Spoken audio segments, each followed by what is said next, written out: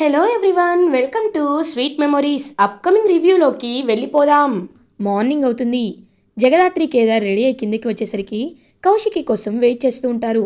ఇదేంటి వదిన ఇంకా రాలేదు అని వెయిట్ చేస్తూ ఉంటే ఇంకలా కౌశికి రెడీ అయ్యి ఆ పెన్ డ్రైవ్ని తీసుకొని ఎలా అయినా ఇది సీఎం ముందు ఖచ్చితంగా పెట్టాలి అని ఇంకా అలా రెడీ అయి వెళ్తూ ఉంటే నిషిక ఎవరికి తెలియకుండా రూమ్ డోర్ని లాక్ చేసేస్తుంది.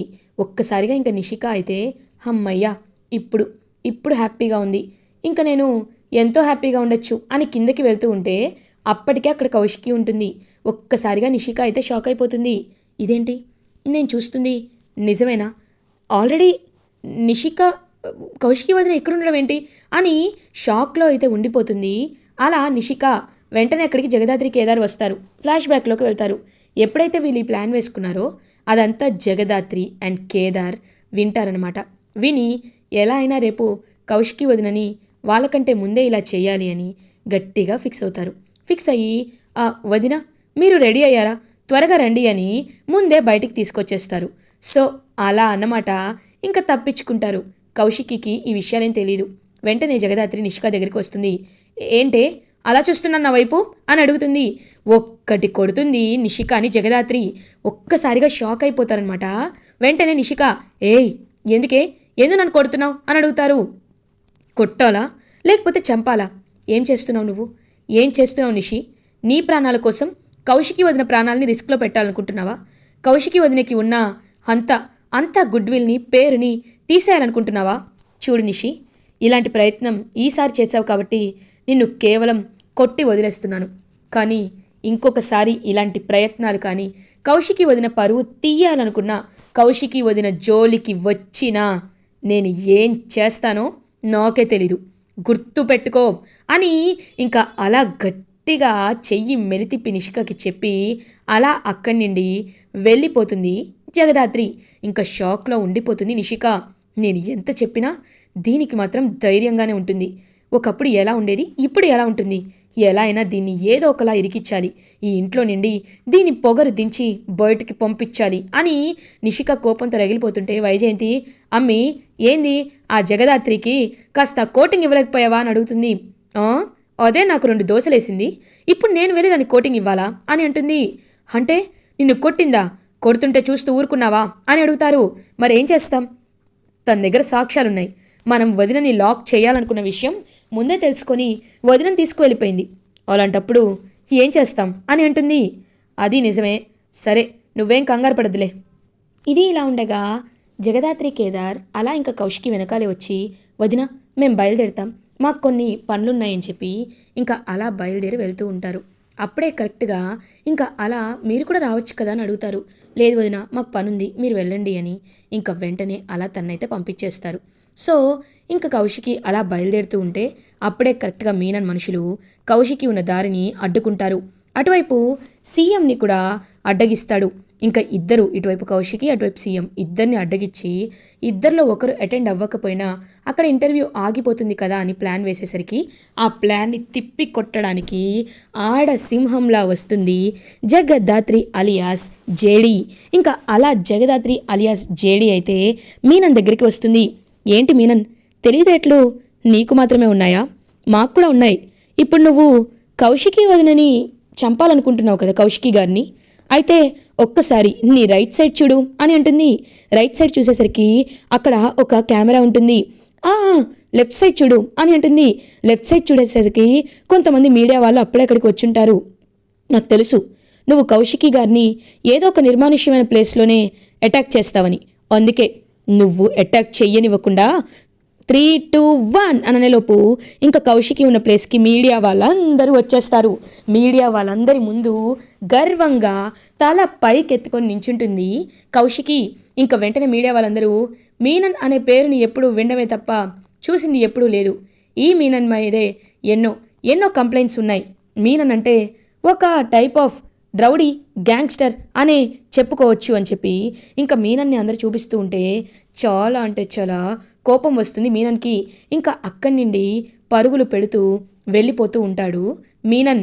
ఇంకా అలా మీనన్ అందరి ముందు ఏమీ చేయలేడు కాబట్టి చెయ్యలేక అక్కడి నుండి వెళ్ళిపోతాడు. రేయ్ ఇక్కడ ప్లాన్ ఫ్లాప్ అయింది, అక్కడ సీఎంనైనా ఏదో ఒకటి చెయ్యండి అని అడుగుతారు. బాయ్, లేదు బాయ్, ఇక్కడ సీఎం సిచ్యువేషన్ చాలా టైట్గా ఉంది. నేను ఏం చేసినా సీఎంని ఏమీ చేయలేకపోతున్నాం బాయ్. కిడ్నాప్ చేయడం అయితే ఇంపాసిబుల్ అని చెప్పేసరికి ఎలా అయినా కౌశికిని ఆపాలనుకున్నానే అని ఇంక అక్కడి వెళ్ళిపోతాడు మీనన్. సో కౌశికి ఇంటర్వ్యూకి రీచ్ అవుతుంది. సీఎంతో ఇంటర్వ్యూని అటెండ్ అవుతుంది. సార్, పబ్లిక్ ప్లేస్లో మీకు నేను ఒక వీడియోని చూపించాలి అనుకుంటున్నాను. ఈ వీడియోని చూశాక మీరు ఎలాంటి యాక్షన్ తీసుకుంటారో మీ రెస్పాన్స్ నేను వినాలి అని అలా క్లియర్గా మీననే మినిస్టర్ని చీఫ్ జస్టిస్ రమాకాంత్ గారిని మర్డర్ చేసిన వీడియోని చూపిస్తారు. ఒక్కసారిగా సీఎం షాక్ అయిపోతారు. చూడండి, నిజంగా ఇంతలా ఇంతలా అన్యాయం జరుగుతుంది అని నాకు తెలీదు.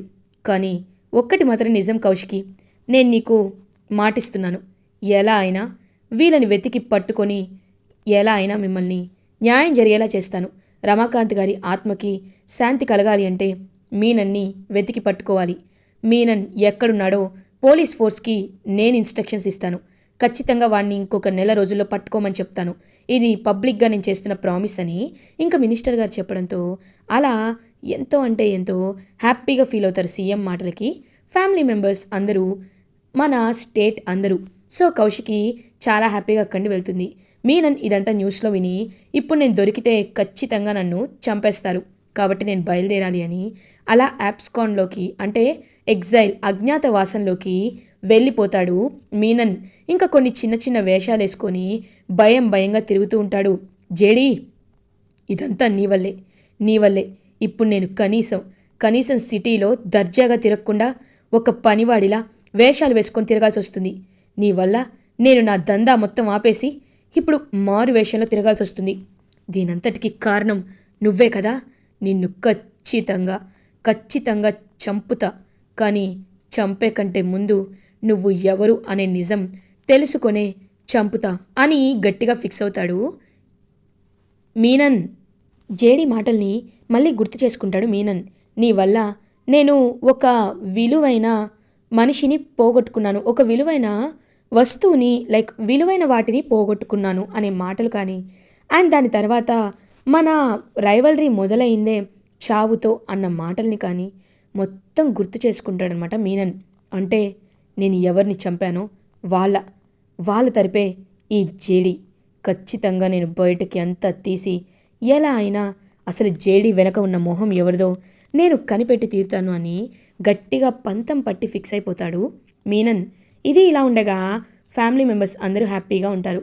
ఇంకా కౌశికి ఏమో, చూసారా పిన్ని, మీరు ఎంతలా భయపడ్డారు, ఎంతలా బాధపడ్డారు, కానీ ఇప్పుడు వాడు అజ్ఞాతవాసంలోకి వెళ్ళిపోయాడు. ఇప్పుడు వాడు ఎక్కడున్నాడో తెలియదు కాబట్టి ఈ కొద్ది కాలమైన మర్డర్స్ అండ్ ఇల్లీగల్ పనులు అన్నీ ఆగుతాయి.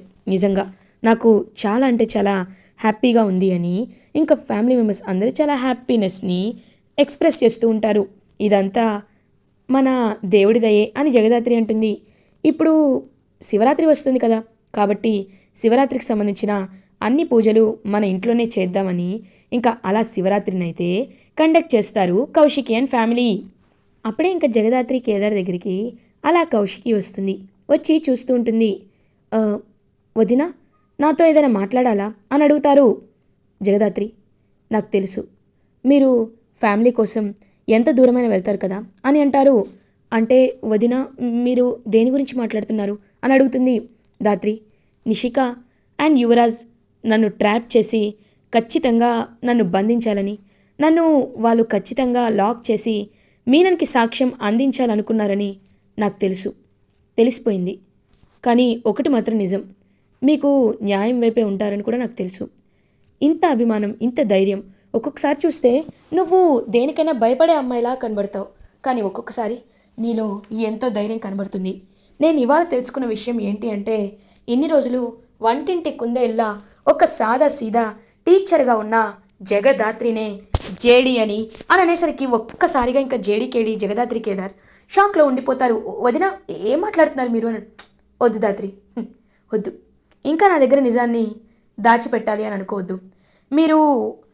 మీరు జేడీ కేడీగా మారే ముందే సాధు సార్తో మాట్లాడడం నేను విన్నాను అని అంటారు. ఎప్పుడైతే ఇంటర్వ్యూ కోసం ఆఫీస్కి బయలుదేరాలనుకుంటారో అప్పుడే క్లియర్గా జేడీ కేడీగా, జై హింద్ సార్, ఇప్పుడే ఈ రూట్లో కౌశికి వదినని తీసుకువెళ్తున్నాం, మేము ఖచ్చితంగా మీనన్ని ట్రాప్ చేస్తామని జైహింద్ చెప్పడం అదంతా విని ఒక్కసారిగా కౌశికి షాక్ అయిపోతుంది. జగదాత్రి కేదార్ ఇద్దరి మొహం ఒకరికొకరు చూసుకుంటారు.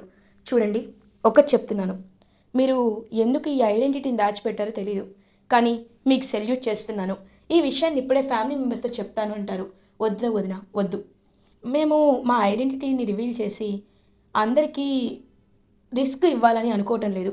ప్లీజ్ ఈ నిజాన్ని ఎవరితో చెప్పనని ప్రామిస్ చేయండి వదిన అని అంటుంది. పాపం జగదాత్రి, సరే దాత్రి, నేను ప్రామిస్ చేస్తున్నాను, ఈ నిజాన్ని ఎవరితో చెప్పను, కానీ మీరు చేసే సర్వీస్ని కూడా పొగడకుండా ఉండలేను అని ఇంకా అలా హ్యాపీగా జగదాత్రి కేదారే జేడి కేడి అని తెలుసుకుంటారు కౌశికి.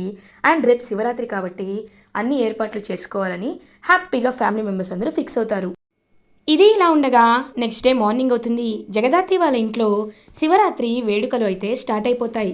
ఇంకా శివరాత్రి రోజు చక్కగా రెడీ అయ్యి అందరూ కిందకి వచ్చి శివలింగాన్ని పూజ చేస్తూ ఉంటారు. కరెక్ట్గా అదే టైంకి కౌశికి, సురేష్ ఇద్దరు కలిసి పూజ చేస్తూ ఉంటే అదంతా చూస్తూ వైజయంతి, కమలాకర్ ఇద్దరు చాలా ఇరిటేటింగ్గా ఫీల్ అవుతారు. నేను ఇది చూడలేకపోతున్నాను వదిన అని అంటారు. మరిది నాది కూడా అదే పరిస్థితి. ఆదిలక్ష్మికి ఇంతకుముందే కాల్ చేశా, ఖచ్చితంగా ఆదిలక్ష్మి ఇప్పుడు వచ్చి సురేష్ని తన ఇంటికి తీసుకువెళ్ళిపోతుంది, కావాలంటే చూడు అని ఆదిలక్ష్మి ఎప్పుడు వస్తుందా అని వెయిట్ చేస్తూ ఉంటారు. ఇంకా అలా కరెక్ట్గా ఆదిలక్ష్మి ఇంటికి రీచ్ అవుతుంది. ఆదిలక్ష్మి సురేష్ అని గట్టిగా అరుస్తుంది. ఒక్కసారిగా ఇంకా సురేష్ అమ్మ అని వెంటనే లేచి వస్తూ ఉంటాడు. అమ్మ నువ్విక్కడికి అనేలోపు ఏం చేస్తున్నావు సురేష్ నువ్వు? నాకు తెలియకుండా నువ్వు పని ఉంది, బిజినెస్ ఉంది అని చెప్పి జర్నలిజం కని అక్కడికి వెళ్తున్నాను ఇక్కడికి వెళ్తున్నానని చెప్పి కౌశికిని కలుస్తున్నావా అని అడుగుతారు. వెంటనే ఇంకా జగదాత్రి, ఎందుకు ఎందుకు పిన్ని గారు కోపడుతున్నారు? అయినా అన్నయ్య ఏం తప్పు చేయటం లేదు కదా అని అంటారు. నువ్వు ఊరుకోమా జగదాత్రి, బయట వాళ్ళందరికీ ఇది మామూలుగానే ఉంటుంది, కానీ అనుభవించే వాళ్ళకి తెలుస్తుంది. కౌశికి వల్ల ఎన్ని ఘోరాలు జరిగాయో, నేను ఎంత అవమానపడ్డానో కేవలం నాకు మాత్రమే తెలుసు. అదీ కాకుండా కౌశికి బాబు కాని బాబుని నా సురేష్ కొడుకులాగా నేను అంగీకరించలేను అని గట్టిగా అరుస్తారు. చూడండి ఆదిలక్ష్మి పిన్ని గారు, మేము చెప్పేది ఒకసారి వినండి, అప్పుడు మీకే అర్థమవుతుంది. ఖచ్చితంగా బాబు వదిన బాబే అని మీకు మేము సాక్ష్యాలతో సహా నిరూపించాలి అనుకుంటున్నాం. అందుకే డిఎన్ఏ టెస్ట్ రిపోర్ట్స్ కూడా తెప్పించాం అని అంటారు. అయినా నేను నమ్మను అనేసరికి, చూడండి దీనంతటికీ కారణం మీనన్. ఆ రోజు మీకు కౌశికి వదినకి ఇబ్బందులు గొడవలు రావడానికి కారణం ఆ మీననే. కావాలంటే ఇది చూడండి అని ఇంకా అలా వెంటనే ఒక వీడియోని చూపిస్తారు.